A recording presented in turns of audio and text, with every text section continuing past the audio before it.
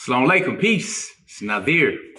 Assalamu alaikum. It's Nyla, Coach Nyla of OutstandingPersonalRelationships.com. And we are going to answer some questions that we get pretty frequently. Prayerfully, you'll benefit from them as we sometimes joke and like to have fun with some of these answers. But nevertheless, we have 3 questions. So what's the first question? The first question, do we live under the same roof? Do you, me, and Fatimah, my co-wife, his other wife, live under the same roof? Roof. And all the kids. No, we don't actually, though. No, we do not. That may work for some people. It is not going to work for us.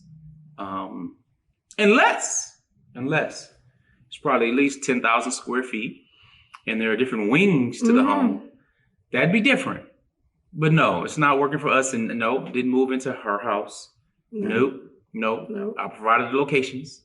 Well, and they're only 4 blocks apart. Yes. Okay. So they're relatively close and we're blessed to really have that. But no, I think that Queens kind of deserve their own dominion and really not in the same house. That would not work for us at this time. But again, the right home. Yeah, maybe. And I'm saying this because these kids, it is so good to have them to go to the other house sometimes. And I'm pretty sure for her, it's good for them to come over to our house, the other house, the other house and the other house. Sometimes I know she's like, yes, because I'll be like, yes. So yeah, maybe, I like the separate household thing, not just because we need our own space, but sometimes the kids need to go to different places away from me sometimes. I'm just saying. You got kids? Ugh, give them to me. I got kids. Ooh, I had that too. Anyway, yeah, so we do have children. Yes. That's okay, cool. So no, we don't live under the same roof. Again, it can work for some people. I've heard it working for some people. I don't know anybody that's currently doing that, nor do I know anybody who has done that in the past where they're still married in polygyny. I don't know that. Something to do with it, but no, it doesn't work for us. No. So what's the next question? How do we co-parent? That's the question. How do we co-parent all of our wonderful children? How do we co-parent? Well, being that I authored a book called Muslims Parenting on Purpose, Volume 1, should appear right here. Right. We just parent. I mean, I have 10 biological children with my wives, no baby mamas, none of that drama out there for me. Alhamdulillah, thankfully. So, and 2 stepchildren or 2 bonus children, whatever you like to call them, are still my children. And I don't treat them any differently. I don't treat them more special, less special. I think the treatment should be fair across the board. So, and again, that's just me. Well, the question really is about asking the wives more than anything, because 10 out of 12 kids come from me, and they're not a whole bunch of young children anyway.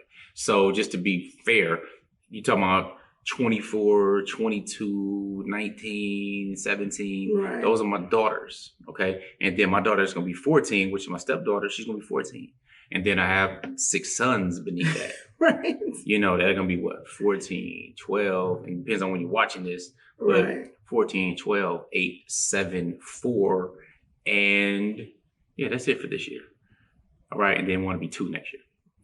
But he got that so much better than I would have done it. And usually it's the woman who knows the ages. It would have took me longer.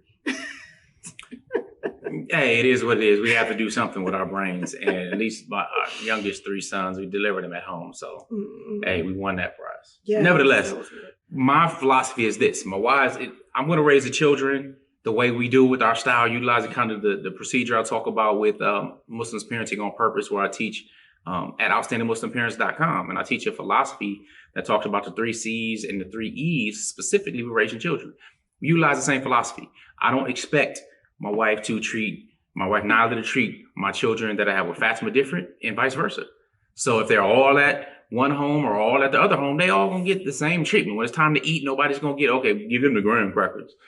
So it's not, they all depend on how finicky they are. So, I have a son that's a little finicky, but I expect them to treat them the same. Okay, so if somebody gets in trouble, they're going to get the same penalty or punishment they would get at the other house, if that makes sense. So that's what I expect. Turn it over to you. Yeah. And we all work together because we're on the same page on how to discipline or how to parent or anything like that. We're on the same page. If we have any type of questions or issues or anything like that, that's something that we discuss behind closed doors. We don't do it in front of the kids or anything like that. They would never be able to put any of us against each other. Not me against Fatimah, not us against our husband or anything like that. So that's pretty much the deal. I mean, we're strong with it, and the parents are the leaders, and the kids understand that. And it was simple. Now, it wasn't necessarily just automatic. We did discuss that. Right. I noticed that my son, maybe Shuaib did something, and then he didn't get in trouble like he should have gotten in trouble because she was going to wait for me to go ahead and do that. And I'm like, why not? You wouldn't have waited on the other son if he'd have done the same thing. So I'm like, no, this is to be clear. I didn't know, which is my fault because I just didn't bring it up. I didn't think that it was going to be questioned. Yeah, okay? we didn't discuss it, and because I looked at it as that's not just his child. That's his child, and that's Fatimah's child. So I didn't want to step on any type of toes or anything like that, but everything was clear, and we parent the same. It's one big family. That's how we do it. One big family, and we're all on the same page. So, and it makes it that much easier. So again, everybody's situation may not work out like that. Some people may have other type of sensitivities or whatnot, but me as the imam or as the leader of my family, I need to make the decisions that matter and that have the deepest impact after I get feedback from my wives, and whether or not I go agree with them or disagree, we do something different. The situation, the decision be made, it's going to be what it is. So that's really that. It makes it that much easier for us and for them. Right. So what's the last question? The last question is, how do you deal with jealousies between your wives? Oh, okay. Question is for me. How do I deal with jealousies? Thankfully, that's not really a big problem. I've heard of situations and oh my goodness, people literally going to the extreme and hurting the other person, fighting the other person, some even in areas locked up for murdering someone. So crazy situations. What I do is I don't really pay much mind because they're mature. Okay, they're mature. They're focused on their morals. They focus on really following the understanding of Islam. So that self-regulates a lot in and of itself. But the main thing is that I understand jealousy is a natural part of human beings, period, men and women. Okay, but in particular, I should say, with women, it's more natural or normal to be jealous over things. I mean, I have daughters that are jealous of women talking to me and all that kind of stuff, which, hey, I'm the first man they love, their daddy. So, every woman, I guess, wants me for whatever reason in their minds. I know that's not true. So just saying. Brother, don't be thinking, I think everyone want me. No, I don't. And sisters, I don't think you want me. So with that being said, I'm just saying. Sometimes it's cute little small stuff, but I make sure the first thing I do is I'm not the one stirring it up. I don't do that. So when we do different events together, like I told my wives, and because I know they're cognizant, even though they might not necessarily they might not have a little flip book to them. Right. He did this and he's favoring her. He's being unfair.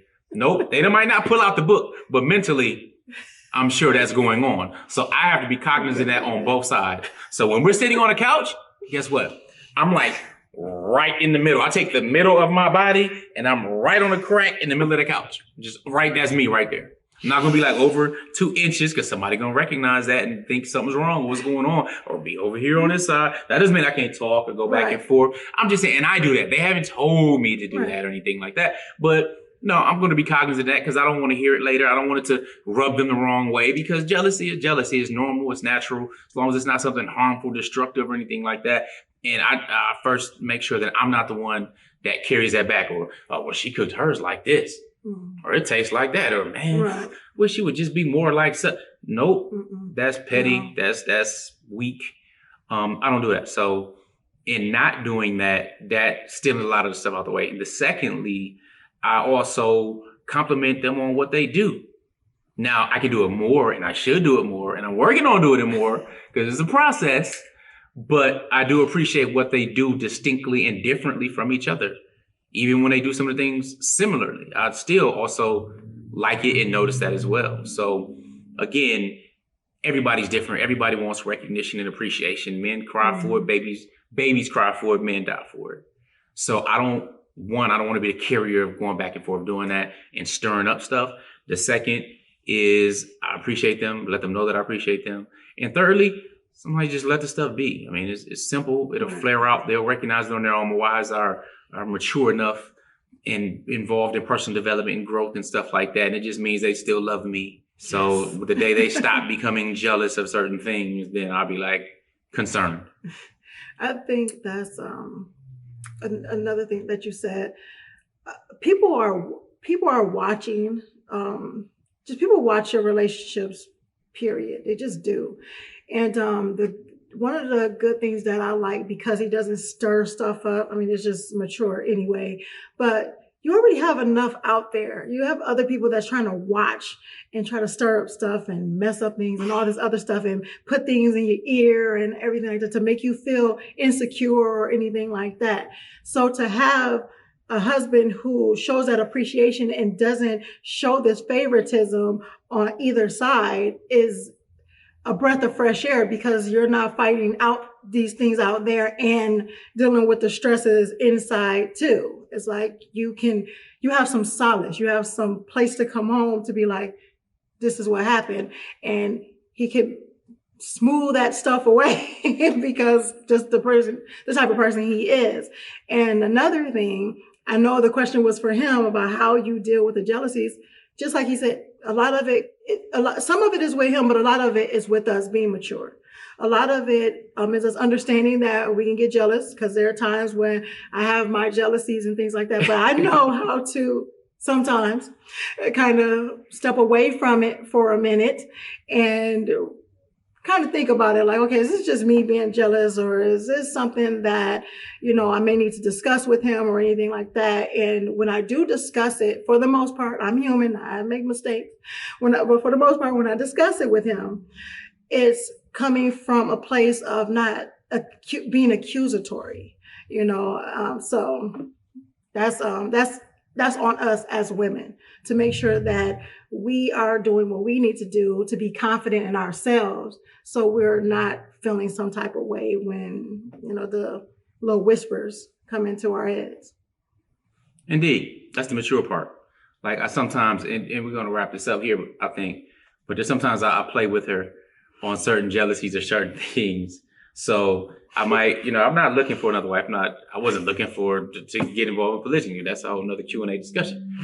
But I might joke with her. So for example, like 20 years old, she's not listening, she can't hear. All right, cool. Okay. So we talking about possible third wife, right? Like she knows what type of women I like. My wives know what type of women I like. You should be able to communicate enough so that they know, right? But if I say anything, like my mother's Boricua, right? If I say anything about an Afro-Latina, oh man, I ain't supposed to be listening. Oh, sorry. See what I'm saying? So jealous she had to listen. But anyway, I say something. You know what? Maybe an Afro-Latina, Muslima, obviously, because I'm not going to marry a non-Muslim. It's not going to work. Then I mess with and tickle her jealousies a little bit because it's so cute. But other than that, you know what I'm saying? Just being playful and stuff like that. So, but if you do know any Afro, okay, just kidding. But anyway, that's all. Too. You got to know when it's a playful thing, and that's the thing. You know each other, and you can play and joke and everything like that. But I told him that you're not single, but you're married but available until you have 4. So it's still 2 slots left. So I'm not, I'm not oblivious to the fact that it's 2 more that can fill those slots. See, who wants to be a slot filler? See, that don't even sound good, right? Exactly. So I'm not looking for anyone to fill any slots. I don't have any open slots. I don't even play slots. Oh my gosh. But anyway, it's all love.